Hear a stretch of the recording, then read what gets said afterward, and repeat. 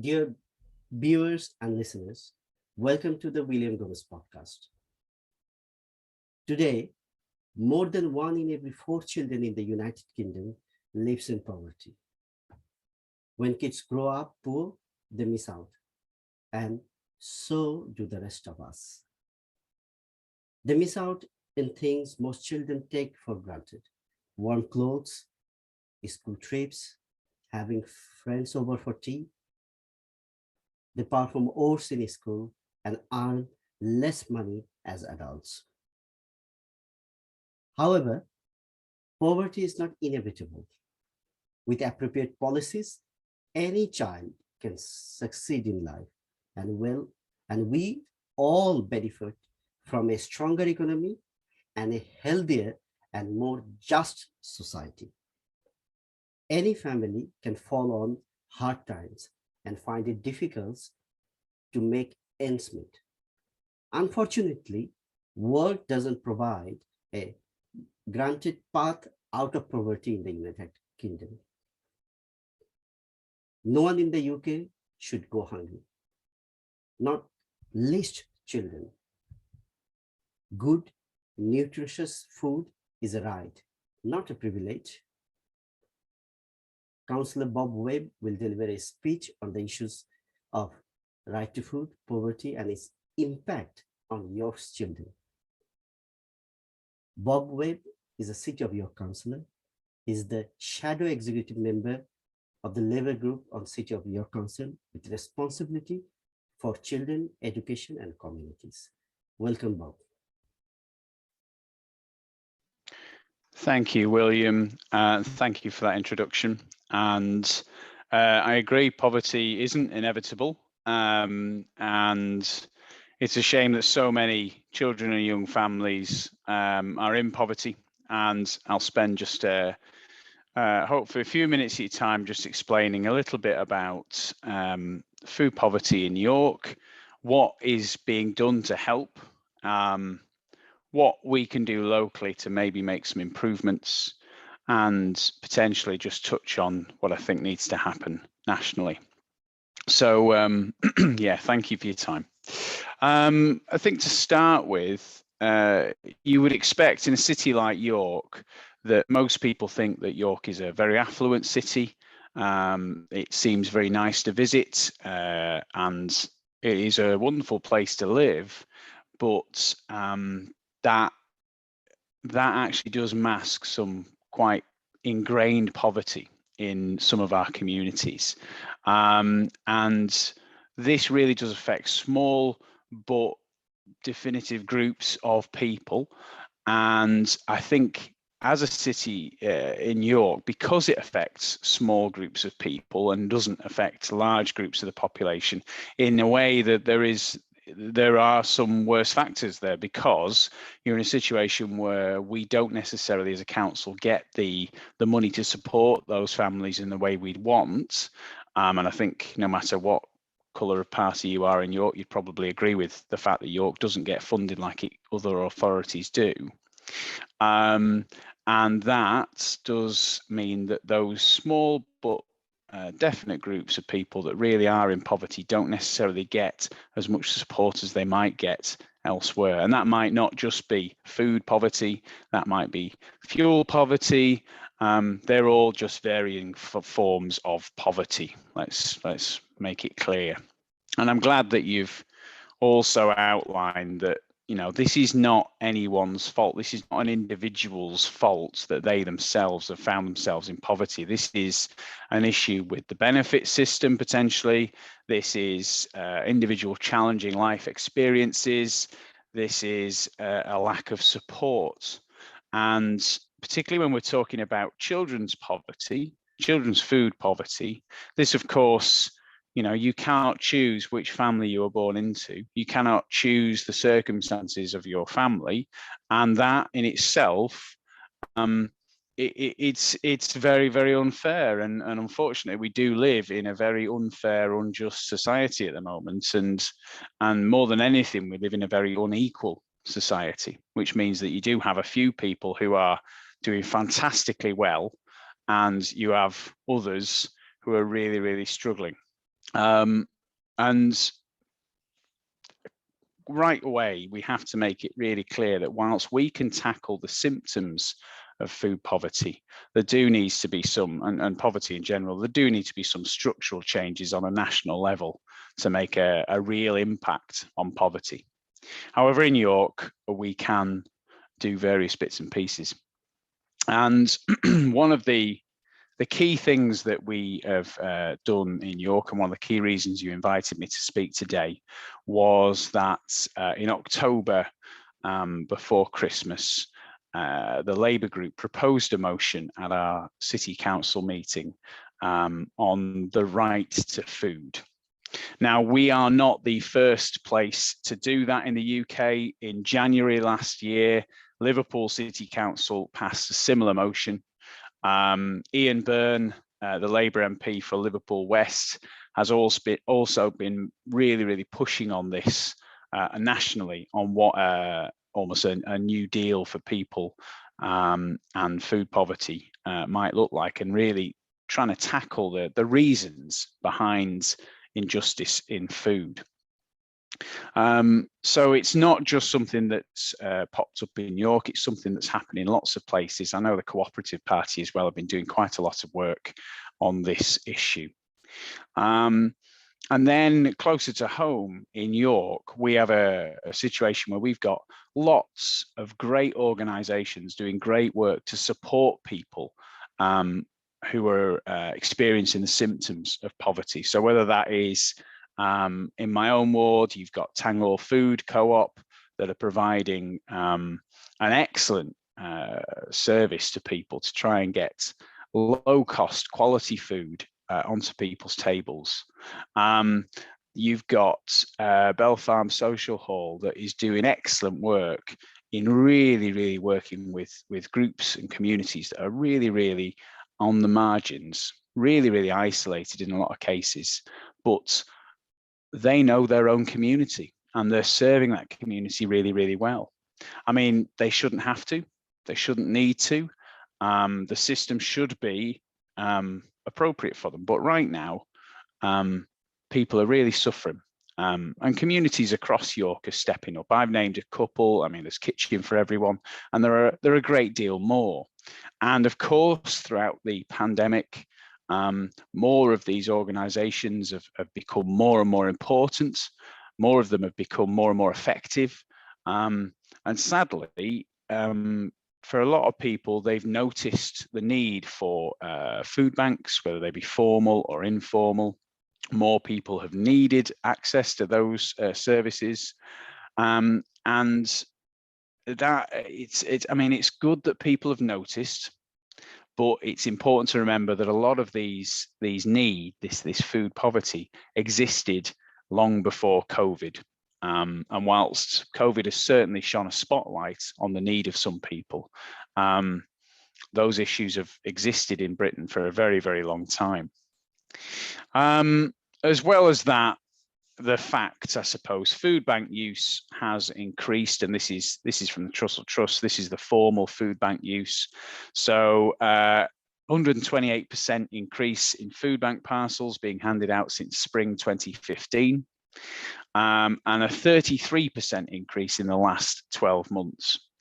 And I think if we're looking forward into the future, unfortunately, I really do struggle to see the picture improving with the ongoing cut to universal credit, with the continuing concerns around universal credit, and of course, with growing concerns around the cost of living in general, particularly with energy costs, fuel costs, with those things expected to rise in the near future.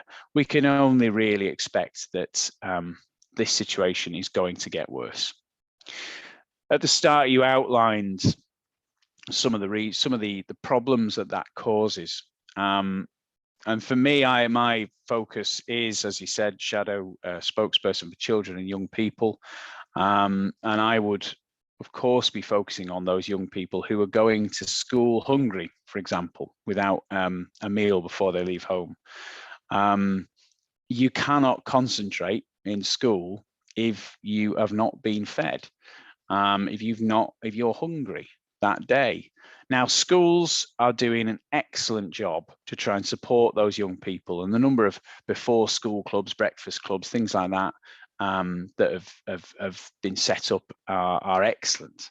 But again, you know, we should not be in a situation in 21st century Britain where a school's having to make sure that a young person has had their breakfast because, you know, the family is really struggling. And there are lots of situations where, you know, parents of young people will be going hungry to make sure that that child has had some breakfast. And we don't want that either. We don't need families, we don't need parents who are going hungry, because then they're less able to support their family, they're less able to work, they're less able to look after those young people. And therefore it becomes ingrained in that family, and it becomes more and more challenging to deal with. And of course, that means we're in a situation where you have children who, in some cases, will be malnourished, some cases will be eating the food that's the cheapest, but not necessarily the healthiest. We have children that will be falling behind in schools. And all of these things start to add together. And you can understand and you can appreciate how quite quickly in a situation like that, it gets out of hand. And the longer that a family is experiencing poverty, the harder it is for a family to get out of that situation, and the more effect and damage that it can have. And quite frankly, it's just not fair. So a few of the things that we've done in York, as I said earlier, we've looked at a right to food motion where we asked for several things. One was literally just to get one of the executive members in York. We have a Liberal Democrat Green ruling administration, to get one of those members to sign up to be responsible for food in York. And at our Christmas council meeting in December, I asked if the executive had decided who that was going to be. Unfortunately, at the time they hadn't looked at that, which was a shame. But since then, and that question that I asked, I have now been told that Councillor Runciman of the Liberal Democrats and Councillor Craghill of the Greens will be jointly working on this. I'm not sure how that's going to look from them yet, but we have some asks, and they are that they designate the local area coordinators as food justice champions to make sure that those people who work closely with vulnerable communities are aware of what food options are available in the city and make sure that the two are connected. That we take all of those individual groups who are doing great work and bring them all together, along with vulnerable people, along with stakeholders, to say, well, look, how can we better distribute this food? How can we work more closely with each other to try and make sure that we're covering as much of the city as effectively as we can? As well as that, we want to really speak to formal food banks and informal food banks and speak to their users and see, you know, has use increased? Is there anything missing? Is there anything that needs improving? How can we help to improve people's daily lives, really? Following on from that, one thing, and I would make a plea here, there is something called the Healthy Start voucher, which anyone experiencing poverty, and if you go to the government website and search for Healthy Start voucher, you can find the exact criteria. But for families with children under 4, they're entitled, if they're experiencing poverty, for vouchers for things like fresh fruit, veg, milk, for those young children. Currently, York, I think our uptake of that is about 53%. And obviously that means there's 47% of young families going without that help that they are entitled to. So we need to advertise that and make more people aware of it. The council the Liberal Democrat Green administration is committed to the idea of community hubs. And for me, if those are going to work in communities like the one I serve, then they need to have a food offer and they need to be helping people. with that food. So for me, I would really, really hope that we can push forward on that community hubs agenda with a focus on food. And I know through my work on the scrutiny committee in York for children and young people, that's something we are pushing for. And I think for me, on a wider level, what I would say is the UK has a real issue here. The UK has committed to the UN sustainability goals, sustainable development goals, sorry, of ending hunger by 2030. And that is going to take a huge amount of effort.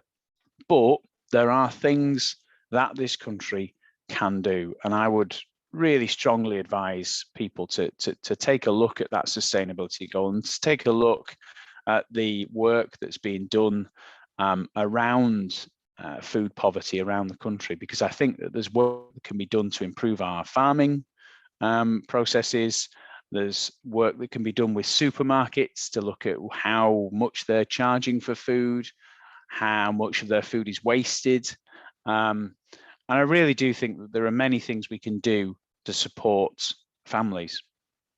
But one of the key drivers is thinking about why it is that people can't afford that food.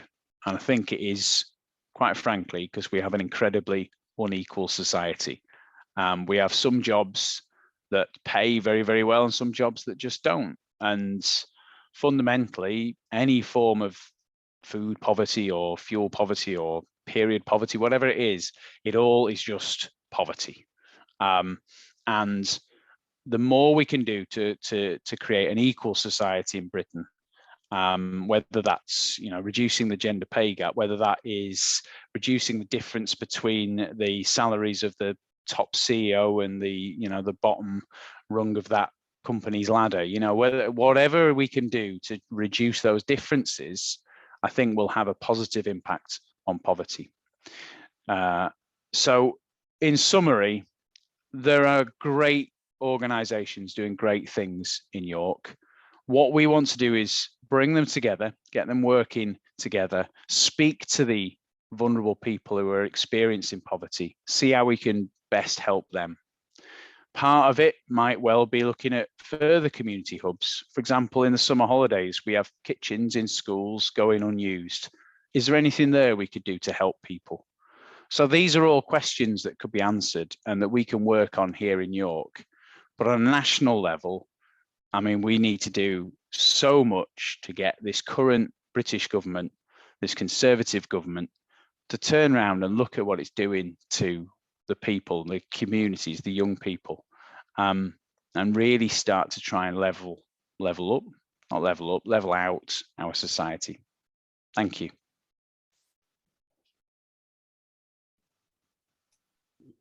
Thank you for your time and your insightful speech.